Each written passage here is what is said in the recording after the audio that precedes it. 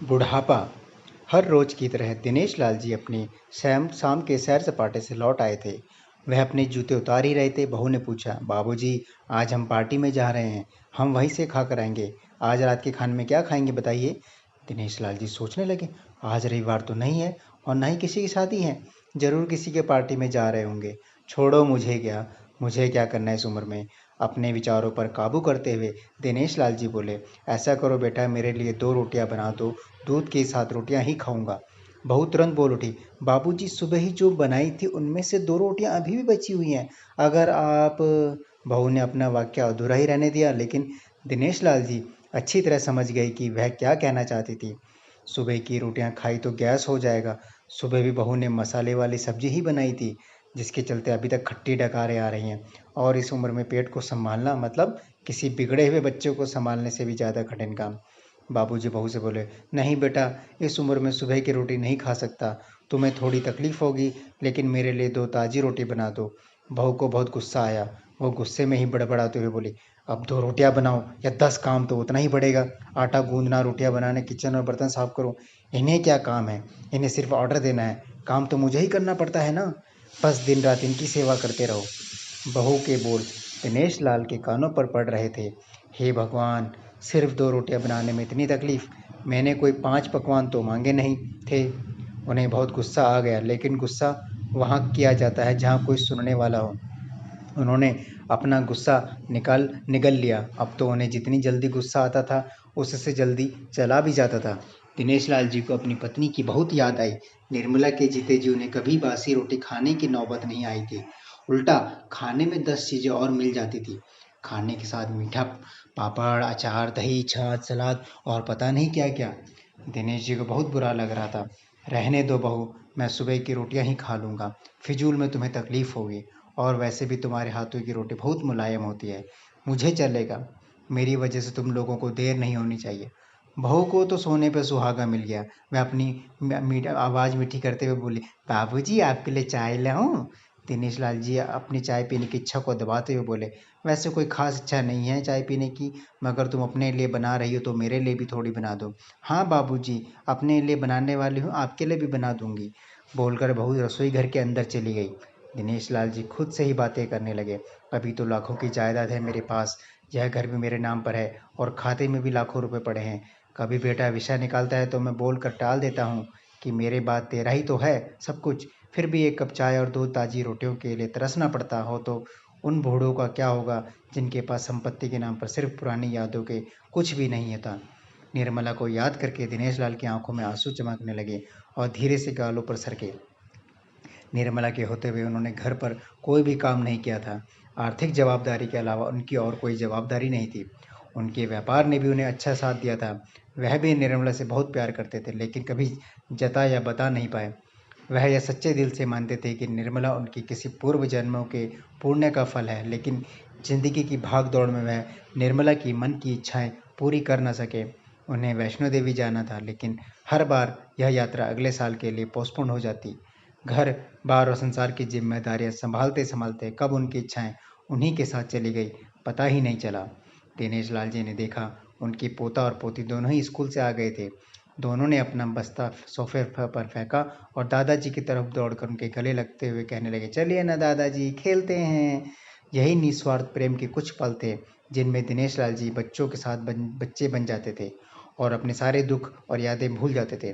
वह कुछ बोल पाते उससे पहले ही बहू ने कहा, चलो छोड़ो दादाजी को, हमें पार्टी में जाना है ना। जल्दी से आकर तैयार हो जाओ, अब पापा भी आते ही होंगे। दोनों ही बच्चे दादाजी को छोड़कर मम्मी की तरफ भागे। उनकी पोती 7 साल की थी और पोता 5 साल का। दिनेश लाल जी अपनी सोच में डूबे हुए बालकनी की तरफ गए। बालकनी में धीमी ठंडी पवन में उनका स्वागत किया। बहू उनके लिए चाय बनाकर लेकर आई, बालकनी में रखी। अपनी कुर्सी पर बैठकर दिनेश लाल जी घूट घूट करके चाय पी रहे थे। पी क्या रहे थे, निगल रहे थे बेचारे, क्योंकि चाय के नाम पे सिर्फ शक्कर वाला गर्म पानी था, न इलायची न अदरक। दिनेश लाल जी मन ही मन सोचने लगे, बहू के जाने के बाद आज खुद अपने हाथों से चाय बनाऊंगा। इलायची और अदरक, थोड़ी सी ज़्यादा शक्कर डालकर, और उसके साथ रोटियां खा लूँगा। रोटियों की याद आते ही उनका मुंह फिर खट्टा हो गया। चाय खत्म होने पर खाली कप लेकर वह किचन में रखने गए तो वहाँ देखा बहू और बच्चों के कप धोकर रखे पड़े थे। उन्होंने भी अपना कप धोकर रख दिया और अपनी डायरी लेकर बालकनी में आ गए। बालकनी में बैठे-बैठे उनकी नज़र सूखी हुई तुलसी के पौधे पर गई। उन्होंने एक लोटा पानी लाकर उसमें डाल दिया। कुछ मिनटों बाद ध्यान से देखने पर उन्हें पता चला कि सूखे हुए तुलसी के पौधे में नई कूपली जैसे मुस्कुरा रही हों। उन्हें याद आया कि निर्मला हर रोज़ सुबह तुलसी को पानी और शाम को देती थी, भगवान के मंदिर में दिया जलाती थी। पता नहीं कितने संस्कार, इतनी अच्छी आदतें निर्मला अपने साथ लेकर आई थी। दिनेश लाल आसमान की तरफ देखकर बोले, शकुंतला, तुम मुझे और इस घर को भी तुम्हारी ज़रूरत थी। तुम क्यों हमें छोड़कर चली गई? तुमने मुझे धोखा दिया। तुमने हमेशा साथ रहने का वचन तोड़ दिया। तुम मुझे अकेला छोड़कर चली गई। दिनेश लाल की आंखें भर आई। पापा, इतनी ठंडी हवाएं बह रही है और आप यहाँ की बालकनी में बैठे हैं। अंदर आ जाइए, नहीं तो बीमार हो जाएंगे। बेटे ने दिनेश लाल से कहा। बेटा, बहू और पोता पोती सब तैयार होकर पार्टी के लिए निकल रहे थे। किसी ने झूठ मूठ बेईमान रखने के लिए उनसे नहीं पूछा। बाबा, आप खाना खाकर जल्दी सो जाइएगा, हमें आने में देर हो जाएगी। ज़्यादा देर तक मत जागना, आपकी सेहत के लिए ठीक नहीं है। हमारे पास घर की दूसरी चाबी है, हमारी चिंता मत करना। बेटे ने जाते हुए वहाँ से ऐसे बोल रहा है जैसे मेरी सेहत की बहुत फिक्र है। कितने दिनों से बोल रहा हूँ डॉक्टर के पास ले चलो, मेरा बीपी बढ़ा हुआ है, शुगर भी चेक कराना है। थोड़ा सा भी चलता हूँ हाँफने लगता हूँ। बेटा कहता है कि इस बुढ़ापे में यह सब होता है पापा, ज़्यादा भ्रम मत पालिए। वाह बेटा, बूढ़े बाप से पास बैठने के लिए थोड़ा समय नहीं है और पार्टी के लिए तेरे पास टाइम है। ऐसे अनगिनत विचार उनके दिमाग में चल रहे थे, लेकिन फिर भी उन्होंने हाँ में सिर हिलाया। सभी पार्टी में चले गए। दिनेश लाल जी हाल में रखे कुर्सी पर आकर बैठे। खाना खाने की अभी इच्छा भी कोई नहीं थी, इसलिए टीवी चालू करा। आज वैलेंटाइन डे था, प्यार का दिन, इसलिए टीवी पर भी उसी दिन के बारे में दिखा रहे थे। दिनेश लाल जी की नज़र पास में रखे अपनी पत्नी के फ्रेम पर गई, जिसने लाल कलर की साड़ी पहनी थी।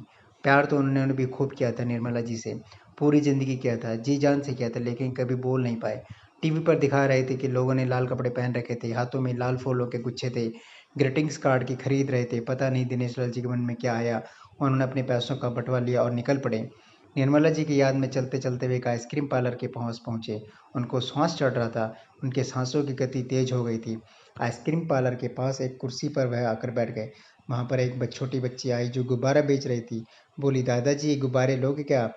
इतने ही बचे हैं, बिक जाएंगे तो जल्दी घर चली जाऊंगी। दिनेश लाल जी ने देखा 10-12 रंग बिरंगे गुब्बारे थे। उन्हें याद आया कि निर्मला जी को भी गुब्बारे पसंद थे, लेकिन अब गुब्बारे लेकर क्या करूं? उन्हें बच्ची की आंखों में सच्चाई और आशा दिखी। उन्होंने 200 रुपये दिए और सारे गुब्बारे खरीद लिए।